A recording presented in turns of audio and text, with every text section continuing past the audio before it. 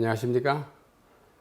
하나님의 말씀은 때때로 매우 난해하지만 정미하고 또 어떤 부분은 매우 쉽지만 곱씹을수록 단맛이 나는 참으로 신기한 하나님의 말씀입니다.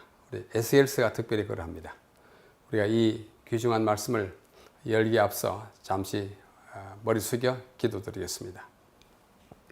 아버지 하나님, 달고 오묘한 이 말씀을 다시 폐기사오니 우리를 도와서 더 깊이, 더 넓게, 더 잘 이해하도록 도와주시옵소서.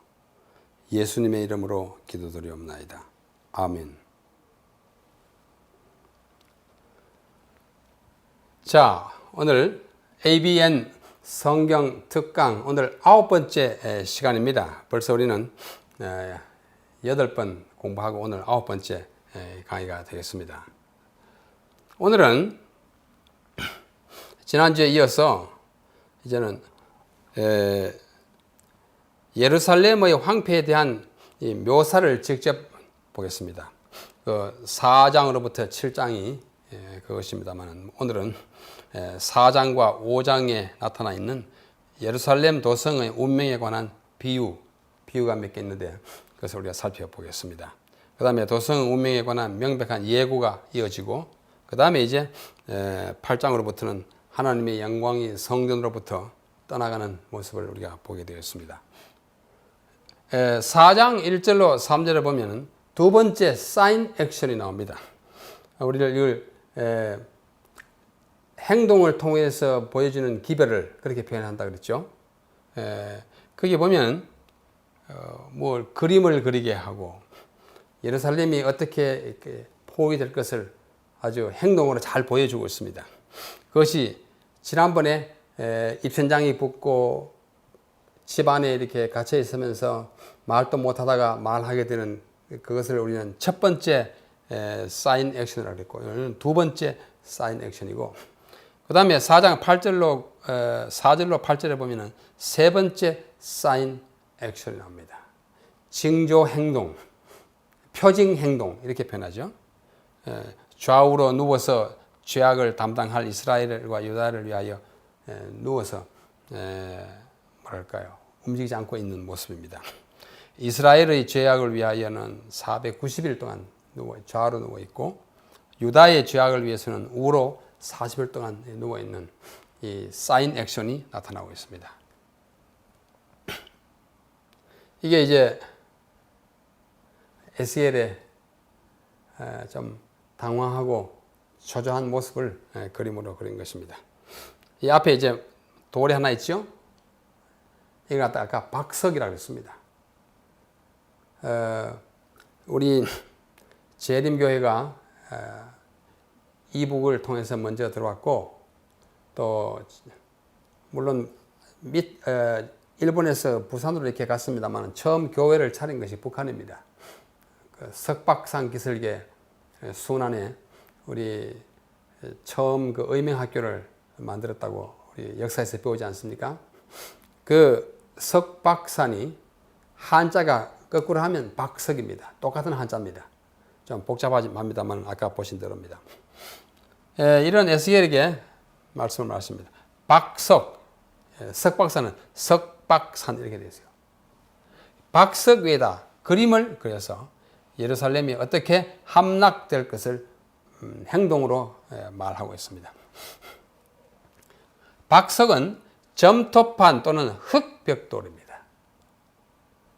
일종의 벽돌이에요. 흙으로 만든 벽돌이에요. 고대 근동 지방에서 건물을 지을 때 사용하던 벽돌 또는 글을 쓰는 점토 서판을 가리킬 때 쓴 단어입니다. 우리말 성경에는 박석이라고 했습니다. 거기에다가 그 박석 위에다가 예루살렘을 그리고 이렇게 지도처럼 그리고 운제를 세워서 에워싸라 그랬습니다. 참 어렵습니다. 구름 운자 사다리 제자 구름처럼 사다리를 놓았는지 토둔을 쌓고 흙으로 된 이 둔덕을 쌓고 진을 쳐라 캠프를 세우라. 그리고는 공성퇴를 둘러 세우고 전철을 두어 철성을 삼아 성을 향하여 에워싸라. 단어 하나하나가 모두 어려운 한자들로 되어 있습니다. 이것이 이스라엘 족속에게 예조, 징조, 하나의 사인이 되겠다. 그래서 사인 액션이에요. 자, 그 하나하나를 살펴보겠습니다. 다시 한번요. 박석에다가 예루살렘을 그리고 그 다음에 운제를 세워서 에워싸고 토둔을 또 쌓고 진을 치고 마지막으로 공성퇴와 전철을 갖다 세우라고 했습니다. 자, 이게 박석입니다. 예루살렘이 이렇게 생겼다고 이제 건물, 성전이 있던 건물 또 어떤 공전이 있던 건물 쪽 이렇게 그림을 그렸을 것입니다. 이런 돌입니다. 좀 뭐랄까요, 잘 다듬어지지 아니한 그런 돌이겠죠. 이렇게 도시를 그려서 예루살렘을 상징하게 했습니다. 예루살렘. 그 말의 뜻이 평화의 기초, 샬롬. 평화의 도시라고도 합니다만 평화의 기초, 평화의 터. 이 성은 원래 가나안 원주민 중 하나인 여부스 족속의 성읍이었습니다. 여호수아 15장 8절, 63절에 보면 여부스인들이 차지하고 있었는데 그 후에 다윗 왕에 의하여 정복됩니다. 정복되면서 그 성을 다윗성이라 정복자 이름을 따서 다윗성으로 명명돼 사무엘하 5장 7절에 나와 있습니다. 그 다음에 한동안 하나님의 언약궤가 안치되어서 이스라엘의 수도가 되었습니다. 사무엘하 6장 16절, 열왕기상 3장 1절. 이 성읍에 하나님의 성전이 세워짐으로 열왕기상 6장.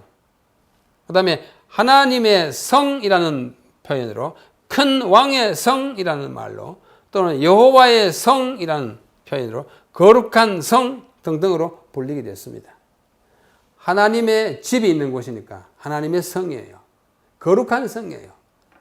Holy City, 거룩한 성. 그렇게 불린 것이 예루살렘입니다. 그 예루살렘이 이제 붕괴될 것을 지금 예언하니까 얼마나 참담하겠어요. 에스겔이 예루살렘을 떠날 때는 아직도 붕괴되지 않았습니다. 그 떠난 것이 597년이에요. BC 597년인데요. 그로부터 한 11년 후인 586년에 이제 다 망가지고 성전이 다 불타고 없어지게 되는데 그 사이에 받은 계시가 이것이니까 앞으로 얼마 후에 앞으로 이제 한 5, 6년 후에 완전히 없어질 것을 지금 보여주는 것입니다. 박석 위에 그리게 하신 것은 그 성읍이 멸망된 것을 상징하기 위함입니다. 박석이 퍼석퍼석한 그거에 깨질 것입니다. 하나님은 이스라엘 백성들이 범죄를 할 경우에 당신이 친히 임재하시는 곳 예루살렘 도성도 황폐케 하시는 거룩하고도 공의로운 분이심을 나타내십니다. 이스라엘 백성은 하나님의 성이, 하나님의 성전이 절대로 무너지지 않을 거라고 확신했습니다. 그러나 무너지고 파괴되었습니다. 여러분, 우리가 진리를 가진 백성으로서 우리 교회는 절대로 망하지 않을 거다, 이렇게 믿는 것은 지나친 확신입니다. 우리도 잘못하면 다 벌을 받는 것입니다. 이 당시에 그랬습니다. 운제를 세워서라 했습니다. 운제. 일종의 사닥다리예요. 사닥다리 이렇게 차워가지고 구름운을 한 것은 조금 높게 쌓기 때문에 그럴 것입니다. 사닥다리를 세워가지고 이제 공격할 태세를 갖추기 위해서 1차적으로 세운 것이 운제입니다. 토둔을 쌓고, 이 토둔은 쌓아 올리다라고 하는 히브리말 살랄에서 온 솔릴라입니다. 솔릴라는 살랄, 쌓아 올렸다, 쌓은 성이에요. 그 토성으로 번역되기도 합니다. 사무엘하 20장 15절은 똑같은 솔릴라가 토둔의 토성으로도 번역되었습니다. 이는 상대방의 성벽을 공격하기 위해 흙으로 높이 쌓아 올린 언덕을 뜻합니다. 왜냐하면 이제 오늘날처럼 뭐 어떤 이런 발전된 무기가 아니고 옛날에 이제 굉장히 수동식 무기를 가지기 때문에 지대가 높아야 공격하기 좋지 않습니까? 그 둔덕을 쌓은 것입니다. 이것은 옛날에 많이 사용했던 것입니다. 진을 치라. 진은 병사들이 전쟁 중에 머무는 그 캠프가 진 아닙니까? 그 진을 딱 치고 이제. 근데 이 누가 하는 짓이에요? 지금 에스겔이 그리고 이렇게 하지만은 바벨론이 이제 곧 이렇게 할 거다는 것을 보여주는 것입니다. 그 다음에는 공성태를 갖다 설치하라고 합니다. 공성태라는 것은 히브리 말로 카르인데요. 카르는 어린 양이라는 단어와 똑같습니다. 단어 하나만 가지고는 이게 어린 양인지 공성태인지 알 수가 없어요. 똑같은 단어예요. 그래서 열왕기하 3장 4절에는 수양으로 번역됩니다. 일반적으로 수양이 어떻게 해요? 수양은 뿔이 있어요. 이게 된 뿔이.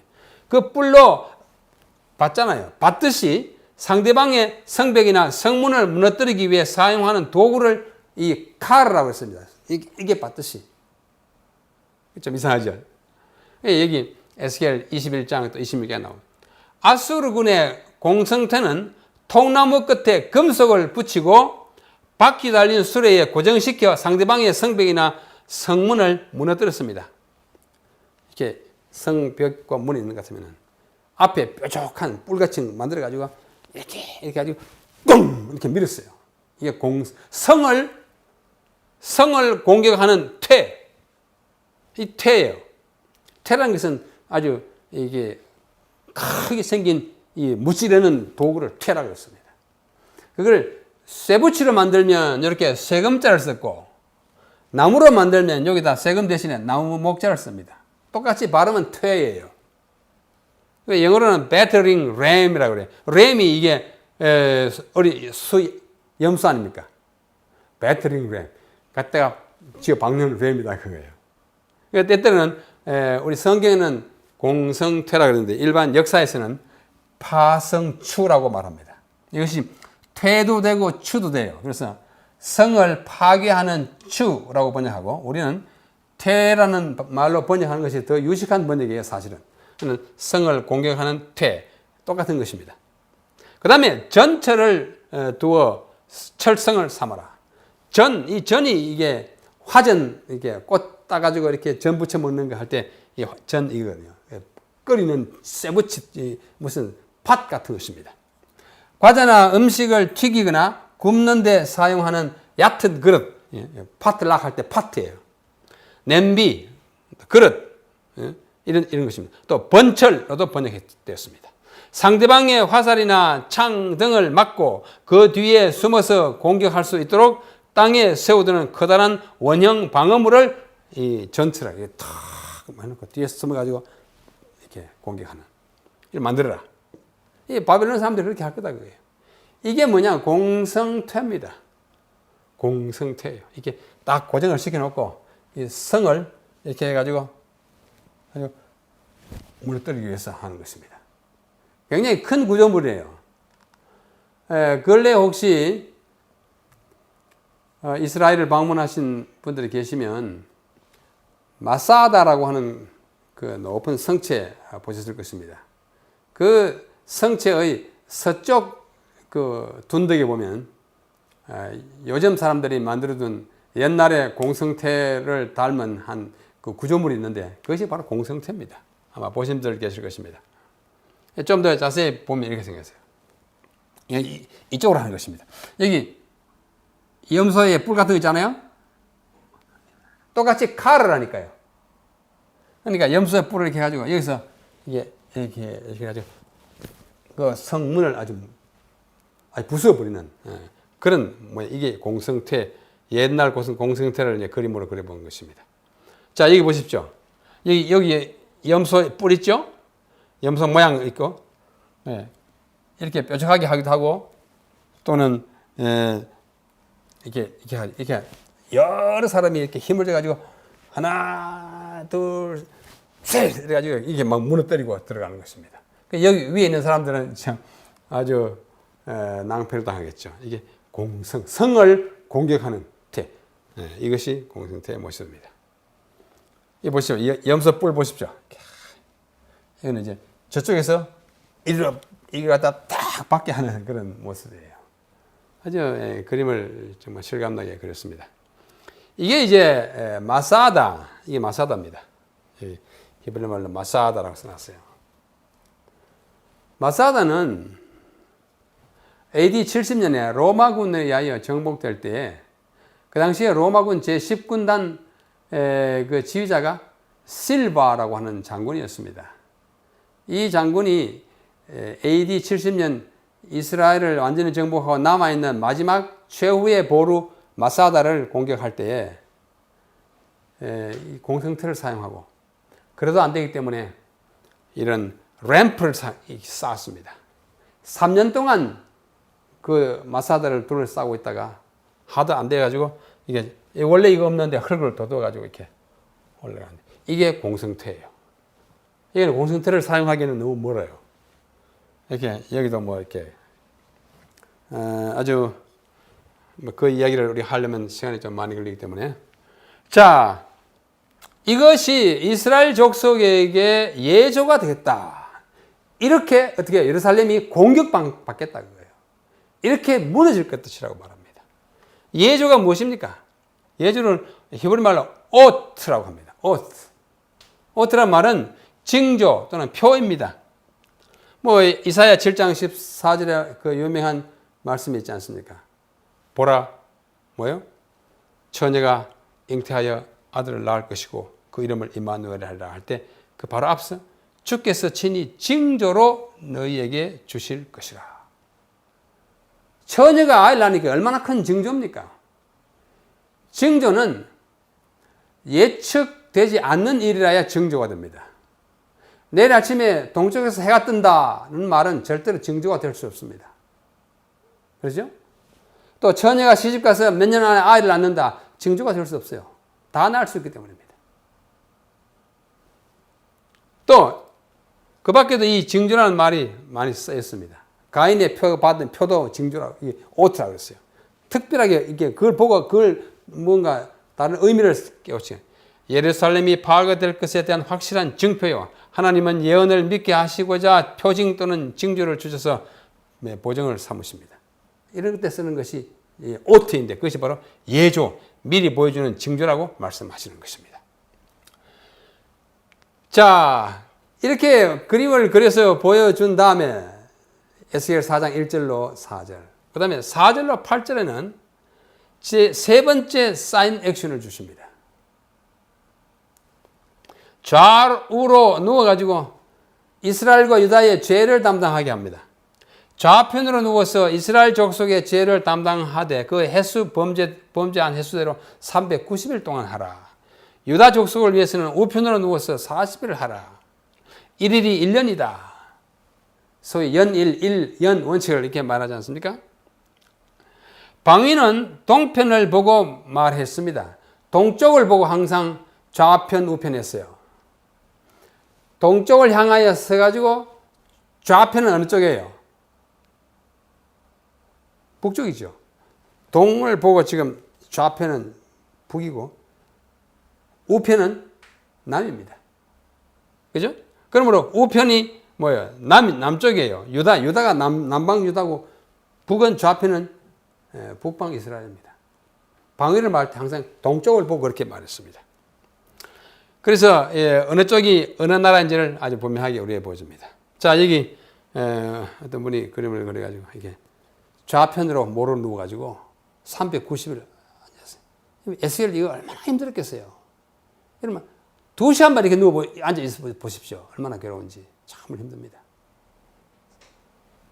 390일. 또 우측으로 이렇게 해가지고 누워가지고 40일, 390 더하기 40일, 430일 동안이나 이렇게 했어요. 이게 도대체 무슨 뜻이며 390은 언제부터 언제까지고 40은 언제부터 언제까지인가에 대하여 여러 가지 견해가 있습니다.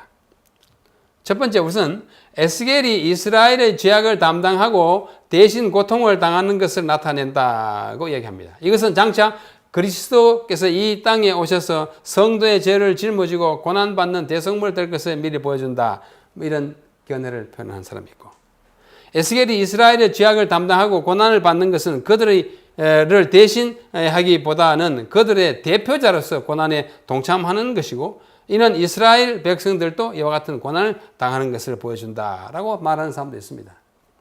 뭐 어느 것이 딱 옳다고 말하기 힘들지만 하여튼 그런 의미를 함축하는 것이면 틀림없습니다. 그런데 대표로 당한다고 하는 편과 하나는 예수님을 당할 것을 미리 예행 연습한다 이렇게 하는 두 개나 있는데 그런 것은 이제 말하자면 크게 보았을 때의 두 가지 방법이고 그 해석은 아주 여러 가지입니다.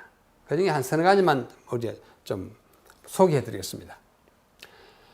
북방 이스라엘과 관련되는 390년과 남방 유다와 관련된 40년을 합한 430년은 과거에 이스라엘 백성이 애굽에서 노예 생활을 하면서 고난당한 기간을 가리킨다고 말씀하는 것입니다. 왜냐하면 출애굽기 12장 40절 41절에 보면은 거기 430년 동안 애굽에 머물다가 430년 되는 날 2월절에 나갔다 이렇게 표현하고 있습니다. 합쳐가지고 고대의 이스라엘 백성이 애굽에서 당한 고난의 연수를 말하는 것이다. 그러면 왜 390과 40을 나누는가 하는 의문은 여전히 남습니다. 따라서 이스라엘이 과거에 애굽에서 속박당한 것 같이 제2의 애굽인 포로지에서 또 다른 속박을 당해야 함을 암시한다. 뭐 그렇다고 430년 동안 바벨론에 있을 것인가 뭐 그런 뜻은 아니겠지요. 또 그렇지 않았습니다. 그리고 기간들은 문자적인 의미가 아니라 상징적인 의미로 이해한다. 430년인데 390과 40을 딱 나누기에 적당한 그 뭐랄까요 그 기점 분기점이 없어요. 아직은 잘 힘듭니다. 자 그런 이해가 있고 둘째는 이스라엘의 390년은 북방 이스라엘의 시초 쿠데타 이렇게 해가지고 왕권을 잡은 여로보암의 반역으로부터 남방 유다의 예루살렘 멸망까지를 가리키고 유다의 40년은 유다 후반기의 범죄한 횟수를 가리킨다. 이 칼뱅의 견해인데 이것도 제가 보기에는 일관성이 없습니다. 왜냐하면 이스라엘의 시초부터 시작했으면은 이스라엘로 끝나야 그 이스라엘이지 유다까지 합쳐가지고 390년 해놓고 그 다음에 유다의 범죄한 횟수를 40년을 그 안에 포함된 걸 별도로 계산하는 것은 좀 맞지가 않아요. 하여튼 이게 칼뱅은 그렇게 이해했다고 말합니다. 세 번째는 390년은 북방 왕국이 분열됐습니다. 처음에 이제 사울과 다윗과 이스라엘 솔로몬 다음에 분열되는 그 930년 경으로부터 이스라엘의 귀환 538년 바빌론에서 돌아올 때까지 약 390년을 가리키고 딱 390년 아니에요. 약 390년을 가리키고 40년은 예루살렘의 함락 586년으로부터 포로 귀환 약 538년까지 약 40년을 가리킨다. 이것도 억지로 이제 좀 끼워 맞춘 듯한 감이 있습니다. 북방과 남방은 엄연히 분리돼야 되는데 앞에 다 쳐놓고 이건 또 연장하는 것도 조금 어폐가 있습니다. 그런데 중요한 점 한 가지가 있어요. 70인역이라고 하는 번역이 있습니다. 앞서도 한번 설명했습니다만은 70인역이라고 하는 것은 구약 성경 히브리어로 된 구약 성경을 예수님 당시에 일반적인 통용어인 아람어로 번역한 성경을 70인역이라고 합니다. 왜 70인역이라고 그러면 하니 약 70명, 72명의 학자들이 72일 동안 번역했다고 그랬어요. 70인역이라고 이렇게 말합니다. BC 3세기 말에서 BC 2세기 초까지 있었던 일인데요. 그 70인역 구약 성경에는 390일, 이스라엘을 위한 390일이 아니라 190일로 번역해 놓았습니다. 오역일까? 이것이 참일까? 어떤 학자들은 이것이 연대기적으로 더 잘 맞는다고 생각합니다. 왜냐하면 이렇게 생각하면 북방 이스라엘이 남방 유다보다 단지 150년만 더 일찍 벌을 받은 것으로 되기 때문입니다. 150년 벌 받고 그 다음에 이제 40일 있으면 이제 끝나니까 아마 150년 더 앞서 받은 그 벌을 여기에 가리킨다. 이렇게 보기도 하는 것입니다. 다섯째는 북방 이스라엘이 망한 것이 BC 722년입니다. 아수르 군대에 의해서 망하지 않습니까? 이 망한 것이 에스겔의 시대인 580년 경으로부터 약 150년 전입니다. 150년 전이고, 그러니까 150년 전이 맞겠다 이렇게 생각하는 것입니다. 70인 여기 말하는 190년에서 유다의 죄를 위한 횟수인 40년을 빼면 150년이 되기 때문입니다. 이것은 상당한 의미를 가진 것으로 보입니다. 왜냐하면 이스라엘은 벌을 받은 지 벌써 약 150년이 흘러갔고 이제 유다가 벌을 받고 있으니 이 기간이 40년을 채우면 합쳐가지고 40년을 채우면 190년이 되기 때문입니다. 좀 성명이 좀 복잡하지만은 150년이라고 한 그 기간과 먼저 망한 이스라엘에 유대가 망하는 고통받는 40년을 더하면 190이 되니까 70인역의 190년이 상당히 뭐랄까요, 그런 연관을 시키기가 좀 편리한 것입니다. 그런데 우리가 여기 생각해야 할 것은 390년은 이스라엘이 벌을 받는 기간이 아니라 죄를 지은 횟수입니다. 죄를 지은 횟수라고 분명히 말합니다. 죄와 벌이 원인과 결과를 가리키므로 굳이 이렇게 분리해서 생각할 필요가 없다는 주장이 있긴 하지만 이 주장도 결함이 있고 불확실한 것이면 틀림없습니다. 벌 받는 기간이에요. 그래서 해석들이 분분합니다. 어떤 이들은 390년을 솔로몬이 성전을 건축한 해로부터 느부갓네살이 그것을 파괴한 해인 586년까지로 봅니다. 그러나 이것도 숫자의 차이가 크고 390년은 이스라엘의 죄악을 담당하는 해인데 유다에 적용하는 것은 논리적으로 맞지 않습니다. 이스라엘을 위한 390년을 이스라엘이 망한 해인 722년으로부터 거슬러서 계산하면은 390년 올라가면 BC 1112년이 되는데요. 이것은 아직도 사사시대입니다. 그때는 이스라엘이 존재하지 않던 때예요. 일곱 번째 이런 의견도 있습니다. 이상과 같이 여러 가지 다른 제안들이 있지만 모두가 명쾌하지는 않고 각각 장단점과 문제점들을 가지고 있습니다. 그러므로 아직까지는 이 횟수 390년과 40년에 관한 명쾌한 설명이 나오지 않고 있는 것이 현실입니다. 그러나 장차 언젠가는 이런 문제도 해결될 날이 올 것으로 믿습니다. 성경에는 아직도 더 깊은 연구와 올바른 해석을 기다리는 난제들이 들어 있습니다. 우리가 더 열심히 연구할 또 이유가 여기에 있는 것입니다. 자, 그래서 이제 4장 7절 8절 너는 또 에워싼 예루살렘을 하여 팔을 벗어매고 예언하라. 내가 줄로 너를 동일이니 내가 에워싸는 날이 맞도록 몸을 이리저리 돌리지 못하리라. 이 예루살렘을 향하여 도성을 바라보면서 멀리 바벨론이 있지만 도성을 향해서 지금 도성에 관한 이야기거든요. 팔을 벗어매고 팔을 벗은 채로 맨팔로 고난도 의미하고 그 힘도 좀 다급함을 의미하지 않습니까?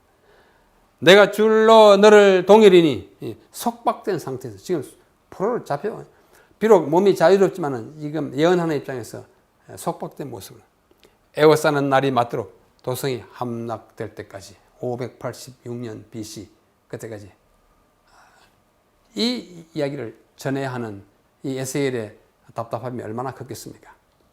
오늘날 우리는 이 에스겔의 책을 옛날에 있었던 그 사건의 기록만 볼 것이 아니라 이것이 오늘날 우리에게도 절절히 적용되고 또 우리가 깊이 또 유념해야 할 부분을 가지고 있습니다. 이렇게 하여 4장 8절까지 계속된 에스겔을 통한 이 사인 액션 한 세 가지를 살펴보았습니다. 우리 계속되는 성경 연구를 통해서 우리가 이 시대의 파수꾼으로서 또 언젠가는 이 세상도 그때 망한 예루살렘처럼 망할 수밖에 없다는 사실을 우리 가장 효과적인 방법으로 증거하고 또 우리 백성들을 일깨우는 일을 이 시대의 선지자인 여러분과 제가 감당해야 할 것입니다.